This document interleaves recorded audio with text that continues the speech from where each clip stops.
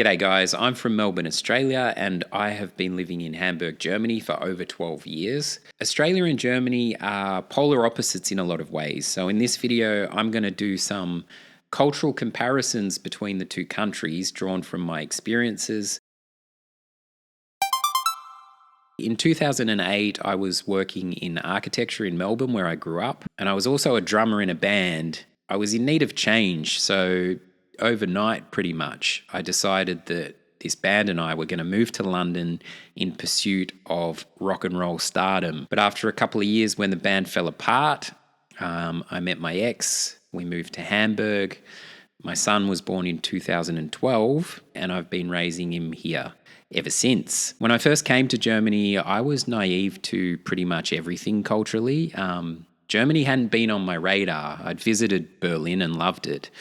But even more than a decade later now, not a day goes by where I don't experience some kind of culture shock or fall flat on my face trying to speak the language.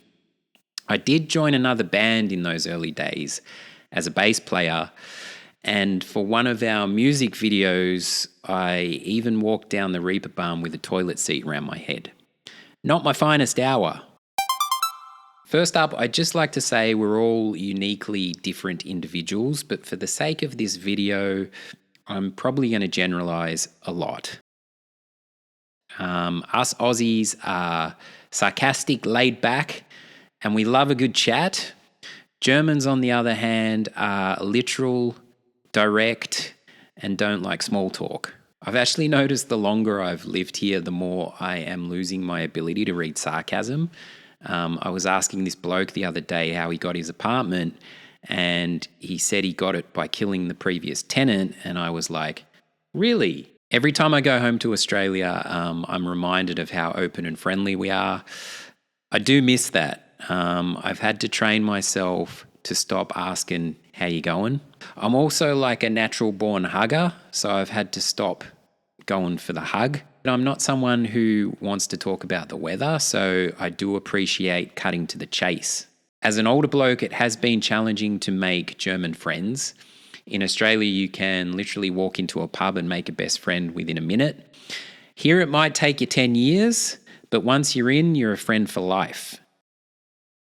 Generally, Germans are reliable and loyal. They tend to say what they mean, and they don't make false promises. When us Aussies are like, yeah, I'll call you next week, it probably ain't going to happen. You know where you stand. In Australia, we tend to dance around the porridge quite a bit. We have a very high standard of customer service. In Germany, not so much. Recently, I had to call the bank in Australia, and I was shocked because the woman on the phone went out of her way to help me with my issue. So much so that I had to tell her how wonderful she was at her job. She didn't really know how to react. I sounded like some dude who'd been deprived of friendly customer service for years, which was true.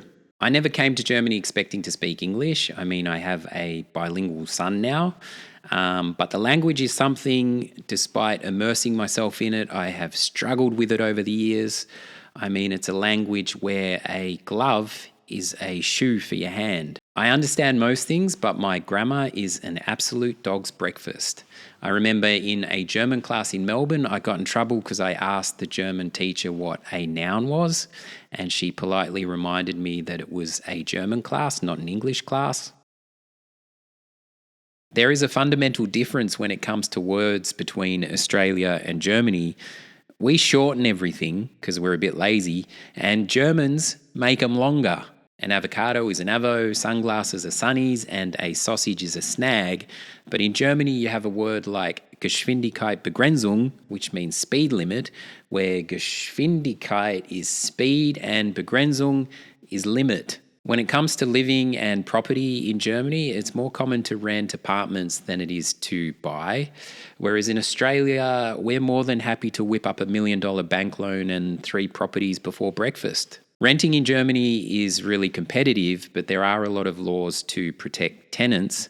You can also do what you want to a rental apartment as long as you leave it how you found it, which means when you leave, you can take the kitchen and the floor if you want.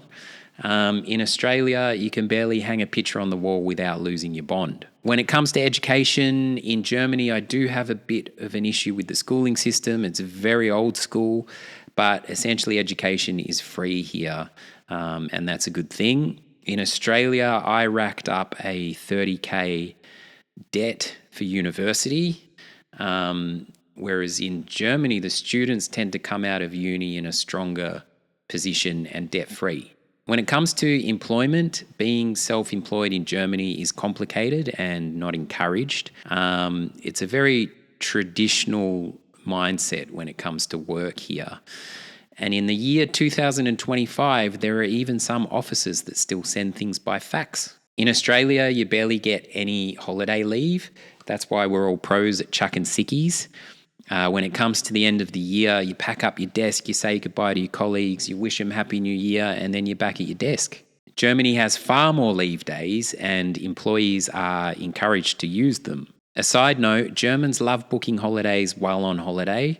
That's why I always miss the flight specials to Mallorca because I can't keep up. In terms of health insurance, I personally prefer the Australian system because it's not tied to your employment. With German public health insurance, you can get 2 checkups at the dentist a year at no cost. The last time I did it, the dentist made me be my own assistant, which I strangely enjoyed. With transport, Melbourne is a car city and I've never felt very safe on a bike there. I love in Hamburg that there's bike lanes everywhere. Drivers also have an awareness around rider safety. I've only ever had one accident here, and that's when I was riding the wrong way down a one-way street. When it comes to buses and trains in Germany, the infrastructure is great. Let's not talk about the Deutsche Bahn. In Melbourne, we don't even have a train link to the airport. One thing I've noticed with cars here in Germany is in Australia, I had no interest in number plates. They're just a bunch of letters and numbers. But in Germany, I now find myself looking at number plates all the time, figuring out what the cities are from the letters. For instance, if it's a PI, apparently that's Pinneberg, which means they're a bad driver. To bring it home, the cost of living in Germany is definitely cheaper than Australia, though the income is high in Australia. To put it in context, we have an ice cream parlour on our street and it's less than €2 for an ice cream. Last time I was home, I brought the family ice creams and it cost $57 without the cream. There's far more smoking in Germany than there is in Australia, which surprises me because it's quite a risk-adverse society here. But a packet of cigarettes in Germany, I think, is around €6 or €7. In Australia, it'll cost you $50. So if you have a night out that involves ice cream and smoking, you're looking at over $100. Ice Cream and Cigarettes sounds like a good name for a band. Hit me up if you have any more questions about life in Australia or Germany. I'd love to answer them. Till next time.